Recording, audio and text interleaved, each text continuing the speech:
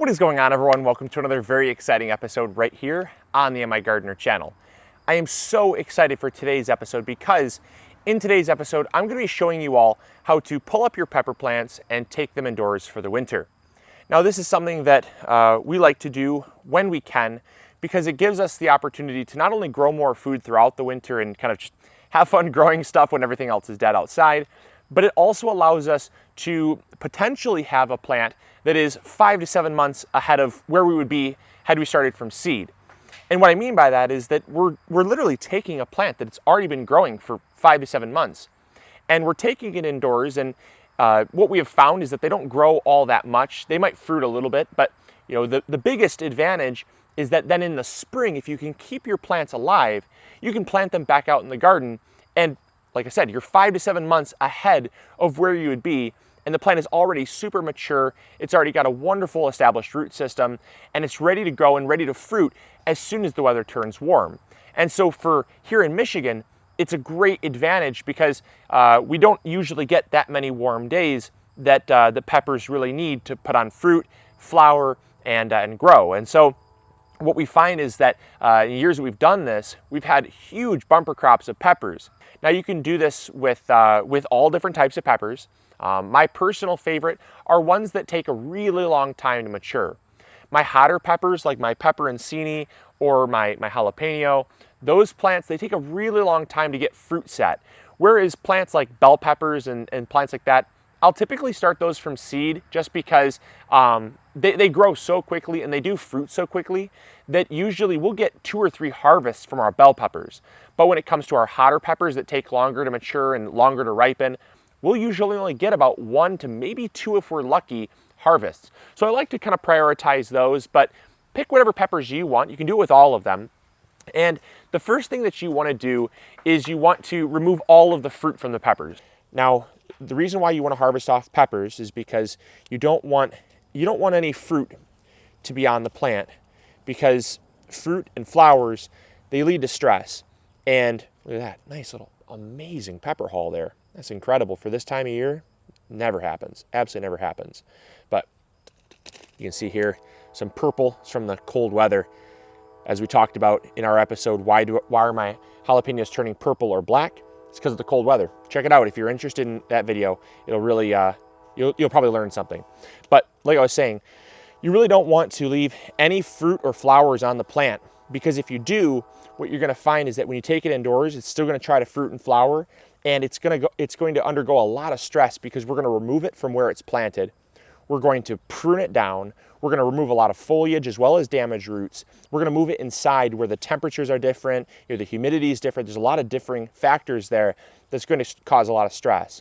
And so you don't want anything else that's going to cause undue stress, because the fruit is actually the plant's way of, when the plant is growing and maturing, it puts out fruit, but that takes a lot of energy, and that energy can cause stress when it's fruiting. And so you just don't want that additional stress. So now that we've gotten all of the fruit taken off the plant, there's one more here, one more hiding.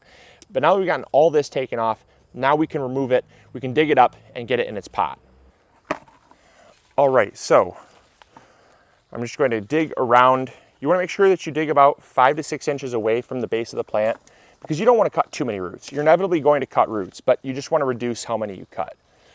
And we're just going to dig underneath the plant and slowly lift it up. All right, there we go. Now we have obviously damaged some roots. It's no question about that, but that's going to happen when you dig up a plant. All right, so now that we've gotten the plant dug up, we're going to take it over to the other raised bed where it's not so, where there's not plants growing, but also where it's a little easier to work, because I need to fill this pot up with some soil. So the first thing that I think is worth mentioning is the size of container that we're using. This is not a small detail. This is really important to get this right, because if you move your pepper plant indoors and you have it there for an extended period of time in a really small pot, your plant's going to end up dying, plain and simple. You can't have this in a 1 gallon or 2 gallon pot. It might survive for a little bit, but inevitably when you have it indoors over the duration of winter, we're talking 5 to 6 months indoors. And so it's really unrealistic to think that that's going to survive and thrive in a 1-gallon pot. So we have it in a pot that we would normally grow it on our patio or in a container garden. We selected the same size pot for that because we want it to thrive. We don't want it just to survive. We don't want it to be stressed, and we don't want it to die. And so we picked about a 5 to 7 gallon pot. Now the reason why we went that large is because you're going to suffer from root rot, or not root rot, but the plant being root bound. And when a plant is root bound, that's when the roots just kind of coil around a pot that is far too small. And inevitably it just ends up choking out the root system, and it suffocates because it can't get oxygen. There's not enough soil to really sustain it, and it ends up dying from stress. And so we don't want it to be root bound. That's the first thing that happens in too small of a pot. But also because we really don't want to water this that often. The problem with small pots is you have to water them so frequently. And with a plant of this size, when you water it very frequently, you do run the risk of root rot, because when you water it really frequently, the water does not evaporate as fast. And so, because indoors there's not the sun, there's not the wind, there's not the conditions, the environmental conditions that help evaporate water. And so I would much rather have a larger pot that I could deep water, say once every week and a half, 2 weeks, rather than having to water it every 2 or 3 days. Because the problem is you're soaking the pot so frequently that in order to keep the plant stress-free, you have to water it. And when you water it, there's so little soil in there that the whole thing gets saturated, and then it dries out, and it gets saturated and dries out, and it ends up just creating a really swampy condition. Whereas when you have a deep pot like this, you can water it deeply once a week, once every other week or so, let the water soak all the way through, and then there's still water in the bottom of the pot while the top of the pot is drying out. And that gives the roots a chance to kind of just refresh a little bit. So what I'm going to do is I'm going to take the plant out, and I'm going to fill it up with soil. Now you can use whatever soil you want. I'm using soil from my garden. People don't really prefer to use soil from the garden because there's creepy crawlies, worms, and other nasty stuff in your soil. For me, I don't really care because it's a free resource for me, and I like free. And the soil that I'm using is pure compost, so I know it's going to be a really good growing medium for my plant. And I'm not going to set this in my living room, I'm going to put it in my grow room. So I have plants down there all the time. There's always soil down there. I'm sure there's probably more spiders down there than there is outside, honestly. I mean, it doesn't really matter to me. I've just grown used to it. So that's just my personal preference though. If you don't want to bring all the creepy crawlies in and you don't want to risk that happening, just use a really good potting mix. A really good well-draining potting mix is going to do great. And one additional little tip that you can try is adding a little bit of playground sand to your potting mix.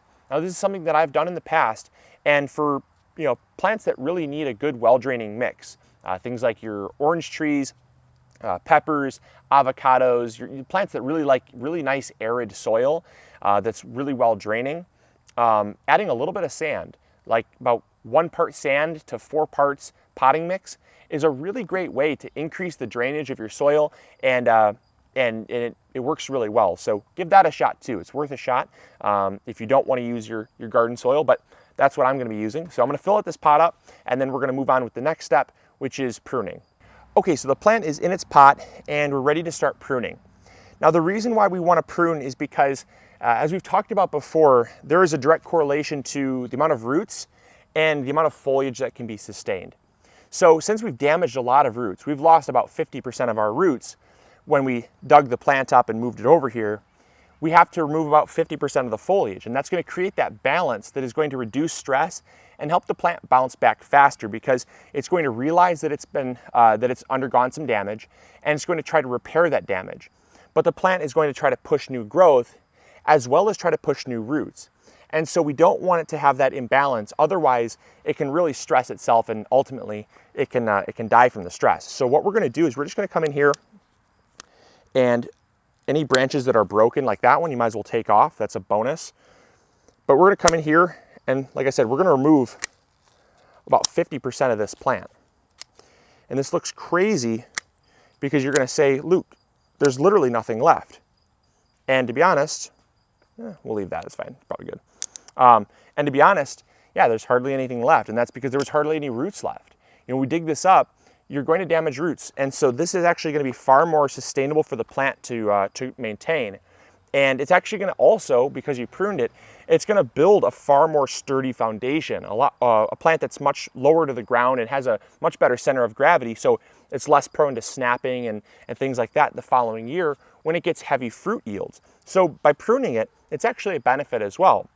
And so what we're going to do is we're simply going to give this a good watering in now that we've pruned it, and we're ready to go. Now the final thing that you want to do is called quarantining.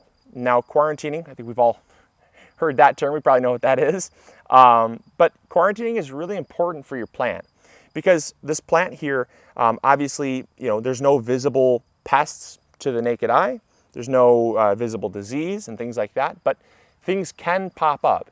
And so it's very important that we don't just move this plant right indoors, because if something does pop up like a pest, let's say it's aphids or whitefly, there's no predators to keep those pests in check. When you move them indoors, they can wreak havoc on your house plants, other plants in your house, and those pests can really, like I said, they can run rampant. And so what we'll do is we'll quarantine this plant just close to the house, away from the garden, just kind of keep it close to the house. That way, if it does get cold and we have to move it indoors just for the nighttime, you can move it back outside when it warms up during the day. And you're going to do that to kind of transition itself not only to living inside where the conditions are different, but you're also then going to be able to better monitor any disease or pests that might be on this plant. And that way, if it does have some disease or pests, you don't bring it inside. It's that simple. You just don't bring in diseased and pest-ridden plants because it's not going to get any better. You're going to be fighting that for the rest of the year. It's going to be spreading to the other plants. So quarantining is really important. And we'll quarantine this pepper plant before we move it inside for about a week and a half to 2 weeks. It's quite a long process, but it's really important that we do that so that we don't cause any negative effects to all the other plants in the house. And it's really that simple. It's a simple thing to do, but it definitely can save you a lot of time, a lot of money, and this is one additional plant we won't have to buy in the spring or grow in the spring from seed. So I hope you guys enjoyed. I hope you learned something new. If you have any questions, let me know in the comments box below. And as always, this is Luke from the MIgardener channel, reminding you to grow big or go home. And we'll catch you all later. See ya. Bye.